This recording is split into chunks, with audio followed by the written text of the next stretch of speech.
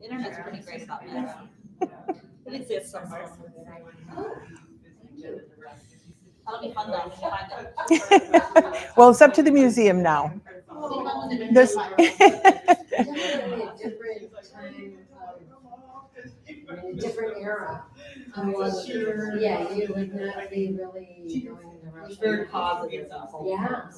Yeah. Okay, well, I guess the Nome time people will just be on Nome time. sure. Mm-hmm. Okay, and I'm not too good at this, but so I'm Cheryl Thompson, director of the Carrie McLean Museum, and this is Sylvia Matson, and she spent an entire semester in Magadan, Russia, in the fall of 1990 as an exchange student. And I always get mixed up. I'm not able to say pedagogical very well, but what was the name of the college there? Magadan Pedagogical Institute. Okay. And then, and she was an exchange student from UAF, right? From like our campus? University of Alaska. University of Alaska. Yeah. Mm-hmm. So she, well, I'll just let you tell her whole story. But anyway, she was over there for a whole semester, lived with the family, was given and acquired lots of Russian things. And Tony and Sylvia are leaving Nome, and so she wondered if we wanted some of these things for our museum. We also have other Russian things because there were a bunch of people that went back and forth, and so I thought, yeah, this shows, more common things, probably more of, people that were just average people living there versus, the dignitaries giving something to the mayor or whatever. So this kind of rounds out the story some. Mm-hmm. So Sylvia has graciously agreed to talk with us and tell us about her time there. Mm-hmm. Okay. Здравствуйте. Привет. Как дела?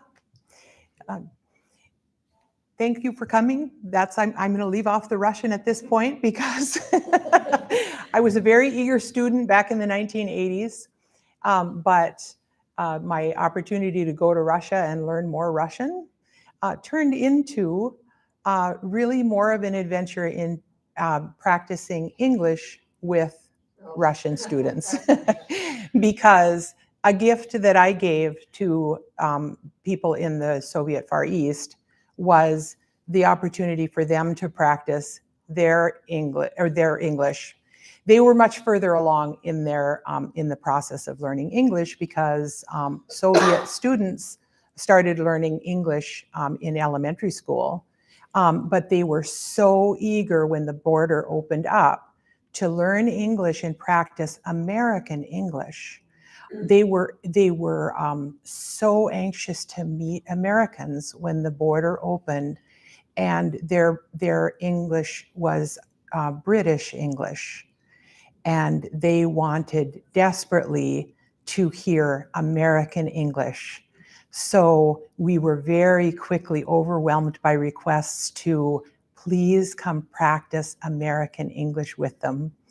So my adventure to learn more Russian didn't really come to fruition. At first I was frustrated because I felt lazy. And really it was a gift to people there because it was nice to be able to give that to them. So I did learn some Russian, but not as much as I wanted. My journey with Russian encounters actually started before that because I had been working at Bering Air, and when the border started to open up, I got tasked with a lot of the early duties with the Bering Air Russian desk. So when Bering Air first started making arrangements for the initial flight, Bering Air did the arrangements for the Alaska Airlines Friendship flight. We did the pre-flight over. So I ended up on the Russian desk because I had some Russian at that time. I had been taking Russian language courses. So it was call Sylvia at the Soviet desk Bering Air to arrange your seat on the friendship flight to the Soviet Union for 4 days, 3 nights in the USSR.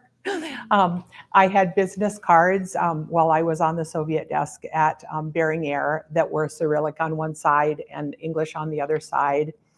And I continued in that position up until the time that I took time to go over to study in the Soviet Union. So that was an interesting stint during that time at Bering Air, setting up charter flights, marketing tours, and flying over to Providenia with Bering Air.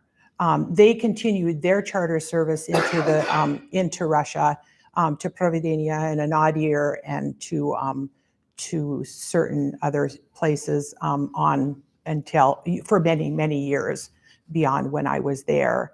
And then after I left that position in 1990, then they were able to hire people who had stronger language skills than I did, which was great because my making calls over there around the world to try to get to Providenia and find out what the weather was like and so on was quite a task with my limited Russian. It was quite an adventure, but it was quite a learning experience, and those were interesting times for Nome. In the summer of 1990, I learned that the university system was trying to set up the very first student exchange with Magadan Pedagogical Institute, a teaching institute in Magadan. Magadan is the same latitude as Anchorage, and there was an interest in trying to send teaching students to Alaska and have a group of students go from Alaska over to the Soviet Union. And it was an effort in friendship. I heard about it, and I really felt that Nome should be represented. Nome had been in the forefront of all this exchange, and I really felt strongly. When I had come to Nome in 1985, I had really had this dream that somehow I was going to be able to continue my college here in Nome, like I was going to be a full-time student.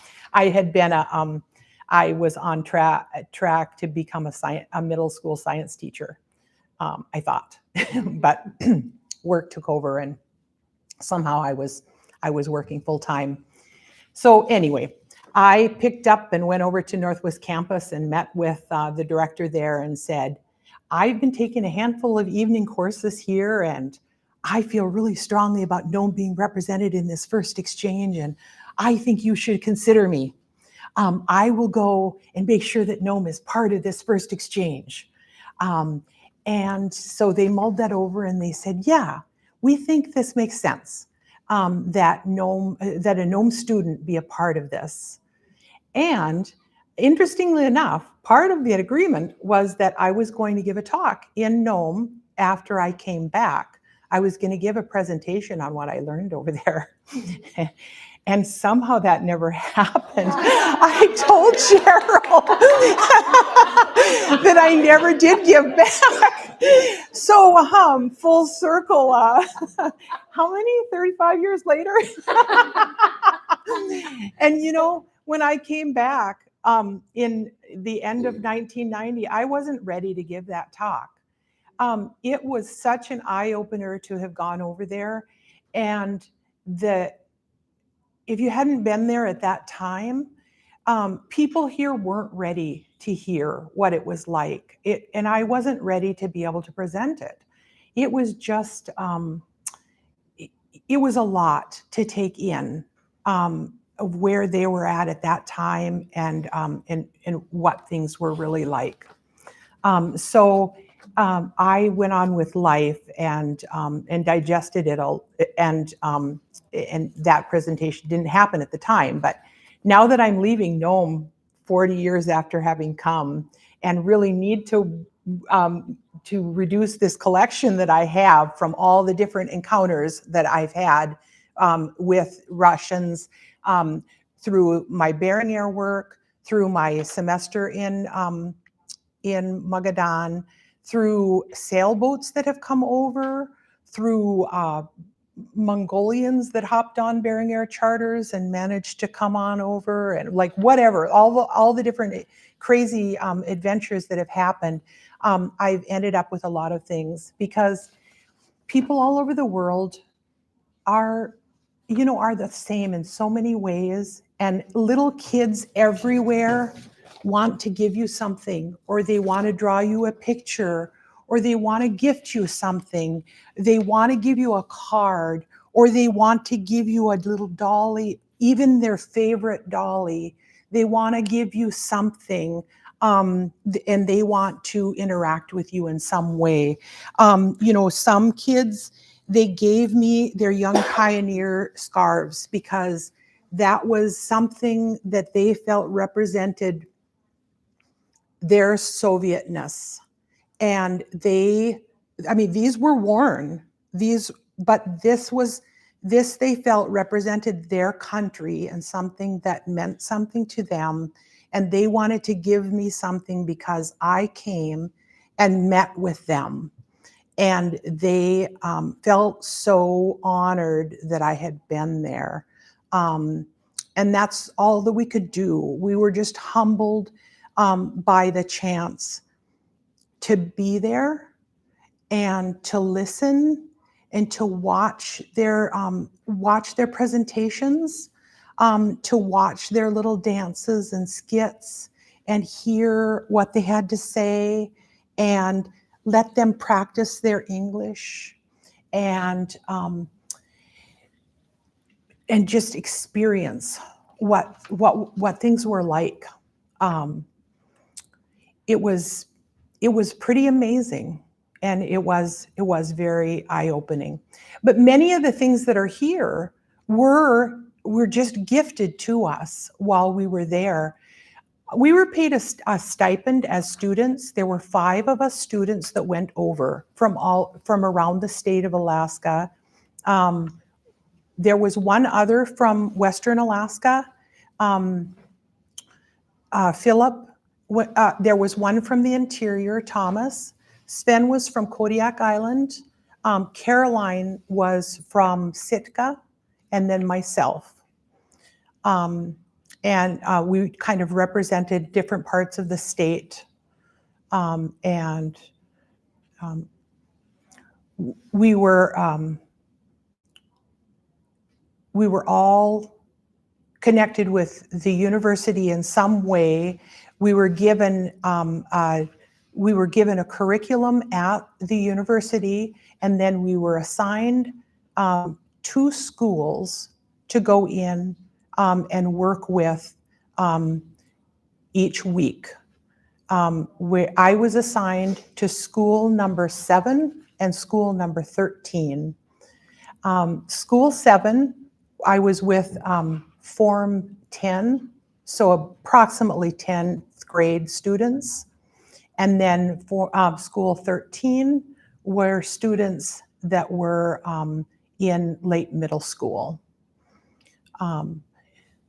We were paid a stipend to be there as students, just so that we would have some expenses covered, and then the schools that we helped in also paid us a stipend. Challenging situation because the economy there was really challenged.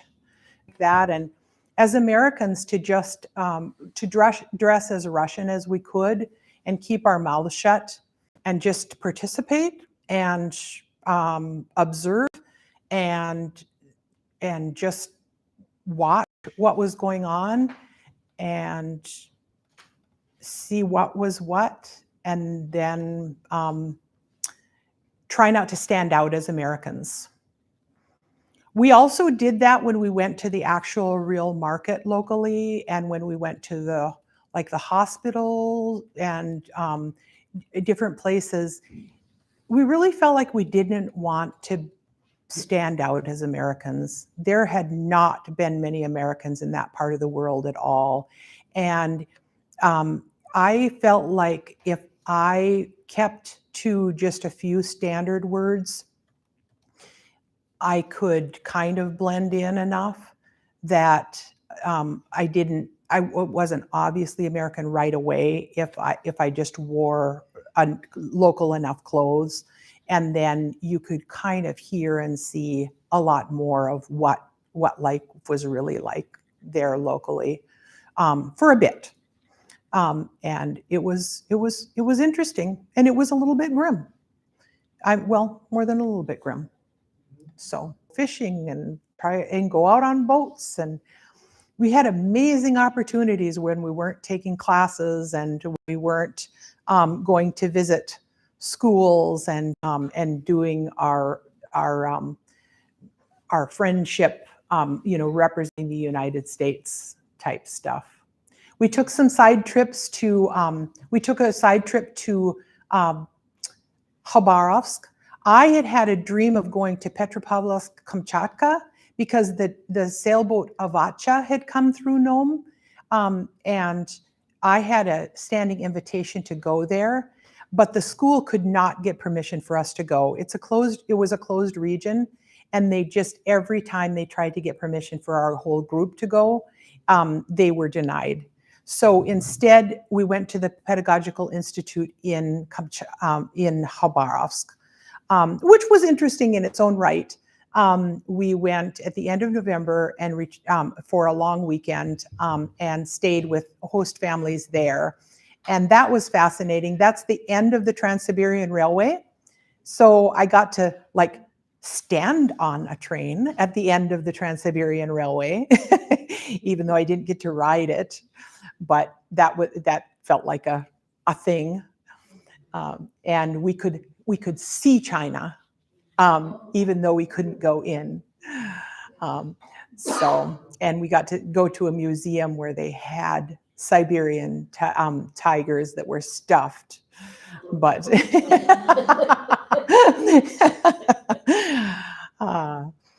let's see. Well, that's some of the stuff that.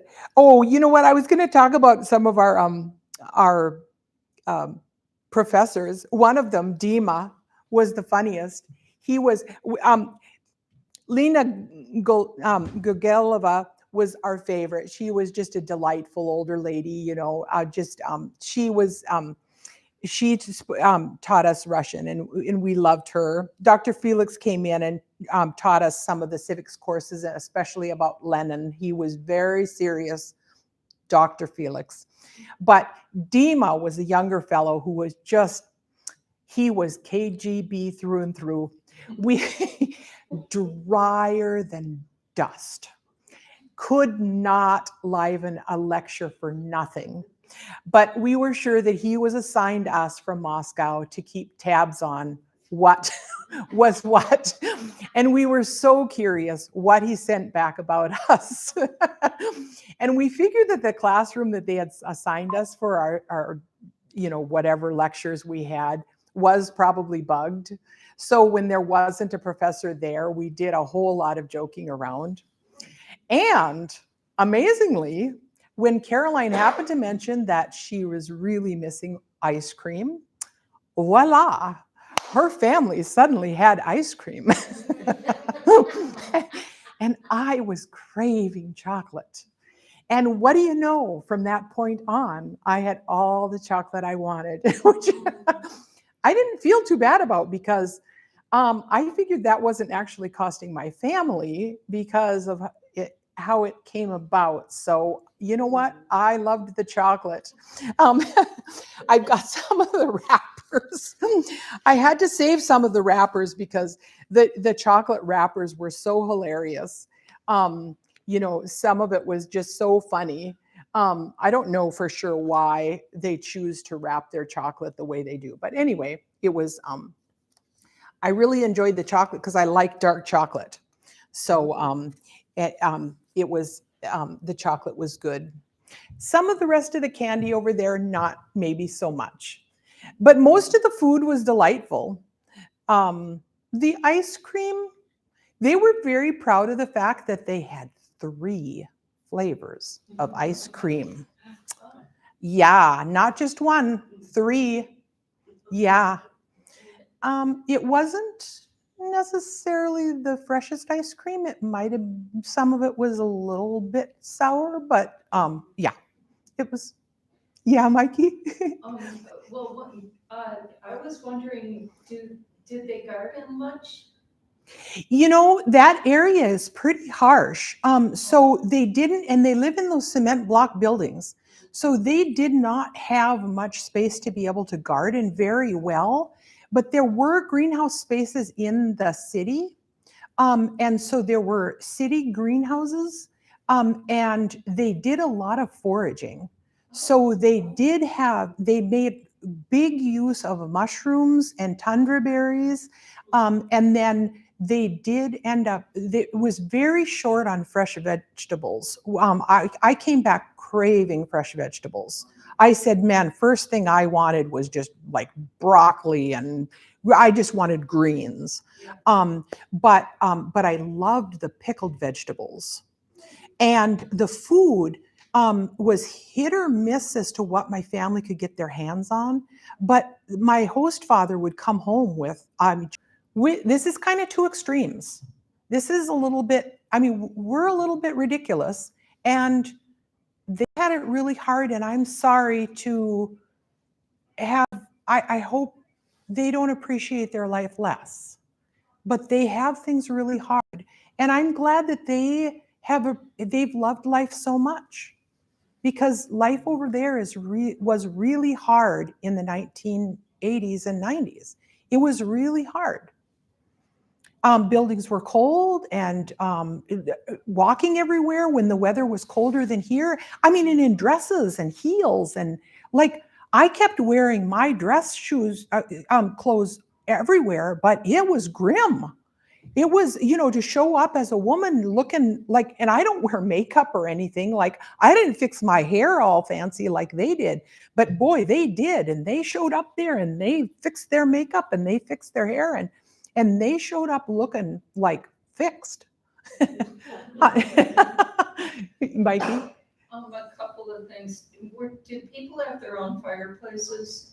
Nope. Oh, Nope. okay. Mm-mm. And were people super crafty to kind of make up for not having access to so much stuff? Like, did a lot of people knit their stuff? A lot of people did knit, yes. Okay. Mm-hmm. Yep, there was a lot of knitting when you could get your hands on the materials. Mm-hmm. Yep. So you might have answered this, but what would be like a typical meal, typical dinner, or like mostly soups, or? Soup was common. The soup pot stayed on the stove just all the time. Like it, and then if it was empty, then a new round would be started. Or my host mother might make, if she happened to get fresh chicken, she might make chicken for dinner, and then she might make like a cabbage salad, and any vegetables that she could, like she could put together, I don't know, like just cabbage, beets, carrots, peas, like some mixture of, and it always tasted fabulous. I don't know how she did it. Like she always managed to like mix things up. Bread was always, like, there were always fresh bread, but and that was always fresh from you purchased bread. But otherwise, they made it up themselves. And then, so there would usually be some form of meat or sausage, and some type of like salads, or maybe a soup instead of like meat, because there wasn't always meat available. And then and bread. And then we would have the same thing for breakfast the next day. It would, like if it was meat, it would go on the windowsill, and then we would have more of that same thing in the morning. What did you do in the evenings? Did you watch TV, read a book? Did they visit? We never watched TV. No, no. It was a big deal when we finally had somebody from the United States come over, or from Alaska come over, and he hooked up RatNet. You remember, you guys, some of you remember RatNet was public TV in Alaska. He hooked up RatNet at the college over there, and we tuned in, and it didn't work the first night. And then we tuned in the next night. It was like, we get to watch Alaska news. Oh my goodness, guys, get the popcorn, like settle in. We're going to watch Alaska news and like whatever, ABC or whatever it was. And it'd been months. We hadn't seen any news. Dan Johnson was the one who showed up and hooked up RatNet. And it was like, oh, we get to see what's going on in the world. And it started in, and I was just so shocked. It's like, this is the exact same stuff I heard when I was in Alaska months ago. Whoa, like nothing has changed. So-and-so is talking about this in the legislature, and this is like, and the schools are like, well, it's like, whoa, man, I'm not missing a thing. So that was a little personal eye opener, like, okay, wow, news never changes. I didn't miss a thing. Like, okay, politics is still politics. And, you know, all that hype over us getting RatNet was big letdown. So, Did you yeah. always feel safe, or did you feel We felt amazingly safe. It was just incredible. Yeah, other than us laughing about Dima sending reports back to the KGB, you know, or the KGB, KGB. I mean, it was just like, no, we never felt threatened at all. No, it was incredibly safe. I mean, the crazy drivers, I guess there were times when we kind of felt like the drivers were crazy enough. I mean, we didn't feel like pedestrians had any right of way there. So you better just be careful, like that you didn't get run over by a vehicle. But that wasn't anything malicious. I did write home to say that I think their point system was probably a lot higher than ours, taking out pedestrians. But if they knew we were Americans, I don't think they would have purposely taken us out. I don't think anyone had anything against Americans at that point. How did you get out to those camps? Did you have to walk if they didn't have cars? Buses. Oh, There was amazingly extensive bus system, except that you often had to wait for a long time. We went to, we were invited to go to a small town called Palatka, which was several hours north of Magadan. They had started up a pen pal exchange with Palatka, Florida, of all places. They found out that there was a town with their name in Florida. And Tony and I almost planned a trip to find Palatka, Florida that next year. I've never been, but I've always thought it would have been so interesting to go find Palatka, Florida, because I think there's probably nowhere so different in the world to have as a sister city than this place out in the tundra in the Russian Far East. Their teacher there who taught English, this is a tiny little place with a small school, was maybe not the strongest teacher, so it was really difficult to communicate with them there. We didn't understand their English real well, and we didn't have a strong interpreter with us. So it was a challenging exchange. That's where some of those pictures came from, but it was, man, it was just interesting to think that they were writing letters back and forth to somewhere in Florida. Yeah.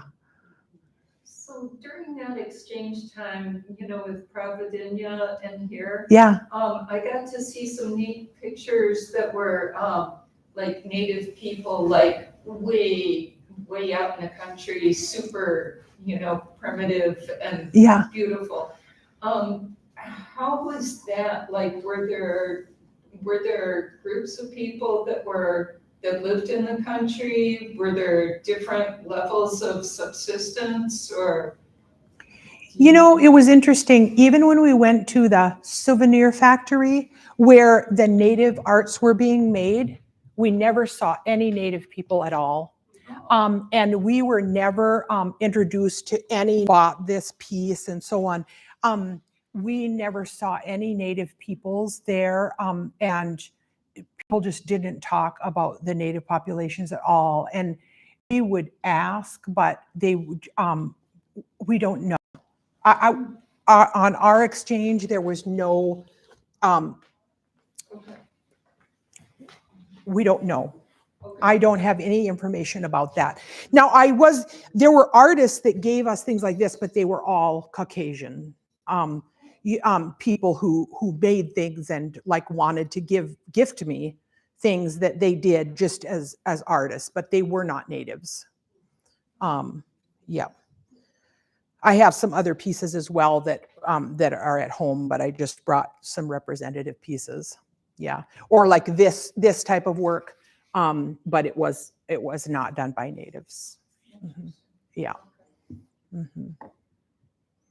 Yeah. Any other questions? Yeah. When they go hunting, Mm-hmm. do they get most of their catch? Like if they go hunting or fishing or subsistence for them, so do they take most of it off? The government take most of their food away, or is it still like that? I wish I knew, Nellie. They didn't. We didn't get any information about that when we were there because Magadan was just a big city. It was a big city like Anchorage, and we didn't find out anything about the native populations at all. We were just at a big college in a great big city. Mm-hmm. Yeah, it was like being in the middle of Anchorage. So every time you had to go to the bathroom, you had to go up these stairs and then into a group Yeah. hole? yeah, it was. Yeah, and there would be so at a lot of places there would be there'd be just a flush handle you could flush with water, but yeah. Mm-hmm. Did people have like commodes in their house, in their apartment? Mm-hmm. Yep. Oh, they did. Yeah, they did in homes. Yep. Mm-hmm. But the facilities in buildings were often just like pretty poor. Mm-hmm. Yep.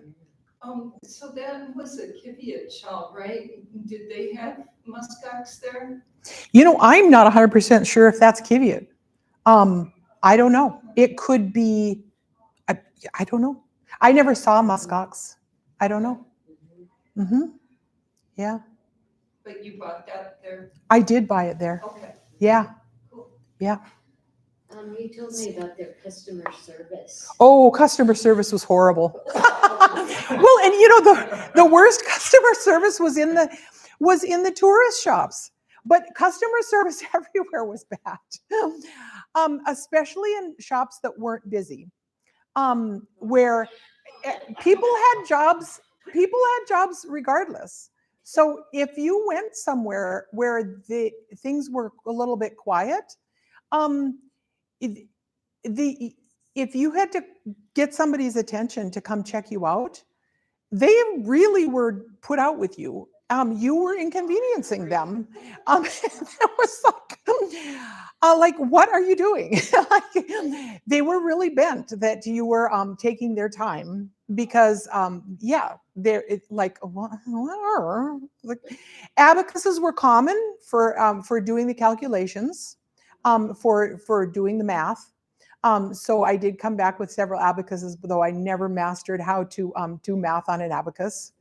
One of the early pieces of Russian that I did learn was "Napishite, пожалуйста." Please write it down, because I couldn't get the numbers out quick enough. So I would have them write the price down to figure out like whether I wanted to buy something or not, and then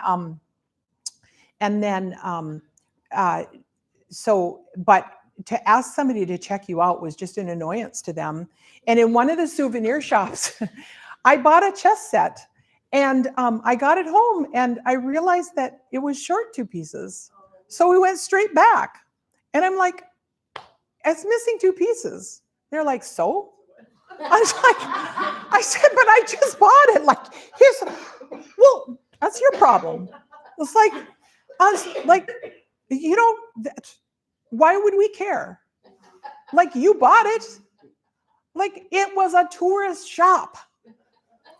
And it was my problem because I bought it. So what? Three flavors of ice cream. Chocolate, vanilla, strawberry. Mhm. Mhm. That's what I figured. Go ahead. Yep. Oh, my name is on there that I served at this is for one of the schools, and then that I successfully completed my semester at the Pedagogical Institute. And what Yeah. made the candy wrappers so interesting or funny? Is there something on there? Oh, I just think it's interesting what they choose to put on them. Yeah. Like, no. Mm-mm. No. Yeah. Yeah. You can. Thank you, Tristan. There's another one in between. Yeah. Thank you. Did you ever fly over to Barrier later on? Or No. Just with this one. I flew over with them previous to that several times, and then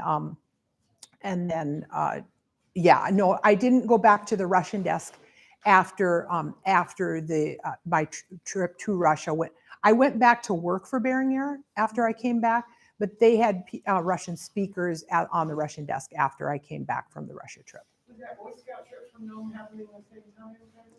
Was there a Boy Scout delegation that went I over forget and- what year that happened, but sometime in that range. Mm-hmm. Yeah. A few groups that went over that time. Yeah. Yeah. Don't you I remember all the people coming here from Russia and they all had fur hats on and long coats? Oh, And people there were were wanting to so buy many radios different. and DVDs. There were so many different groups, and you know, when I worked the Russian desk, I helped various families get family members over here. It was really interesting work. I helped several, like there was one family in Anchorage before the anniversary of that they were going for of his death. So they went all the way to California and then back up again. And I mean, the experiences I had with the Behringer Russian desk were really fantastic. But they did this thing that one of the guys that was doing this was writing a book.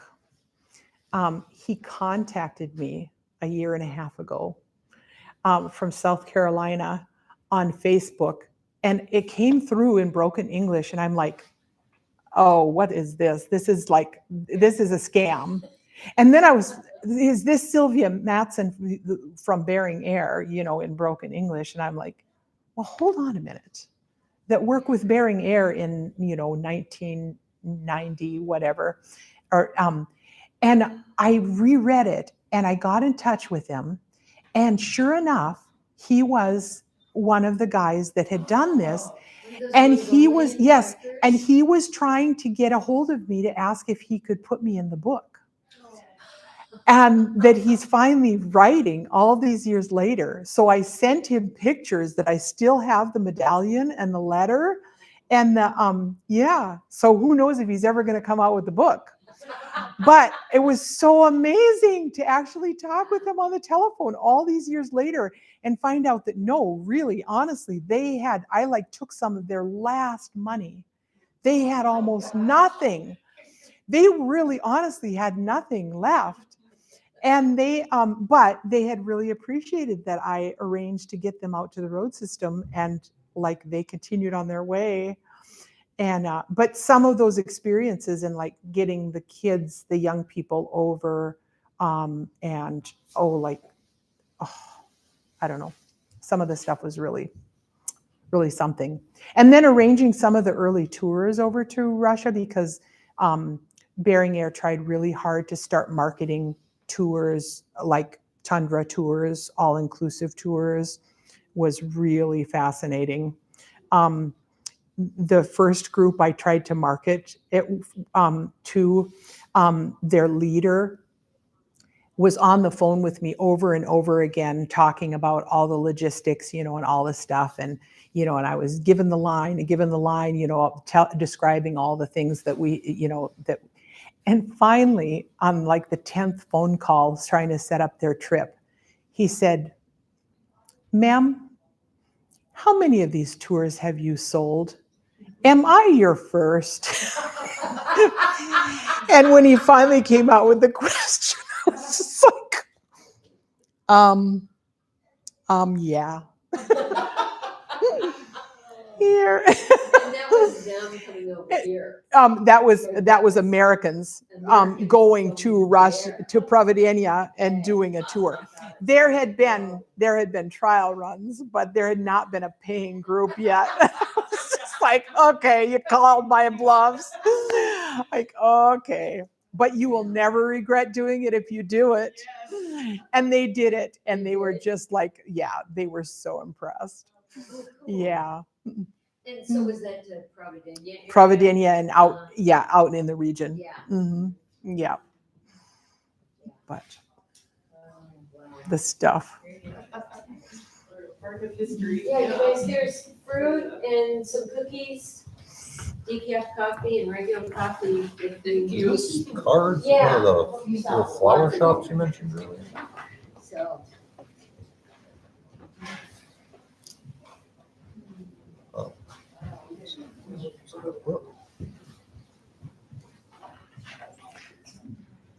Dustin, my daughter, said it did cut out some during it, definitely but cut out. but yeah, and I wasn't I think it was cutting out following. about every 5 minutes. Shoot. Just jump a satellite, and I think it cuts Okay. out after that. Yeah, and I wasn't paying attention to the messages. So anyway, it yeah. And you probably didn't set record for